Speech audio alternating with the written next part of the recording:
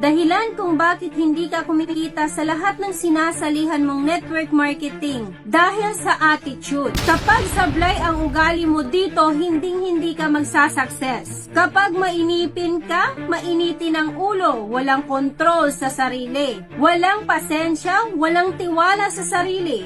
Walang focus sa business at palipat-lipat. Higit sa lahat, walang commitment. Ngayon, wag mong tatanungin si upline kung bakit wala ka pang resulta. Tanungin mo ang sarili mo kung ano ang mali sa'yo at ano ang dapat mo gawin para maitama mo ang pagkakamaling ito. Kung ang commitment mo ay para sa pangarap mo, try to learn more. Kalampagin pa rin si upline.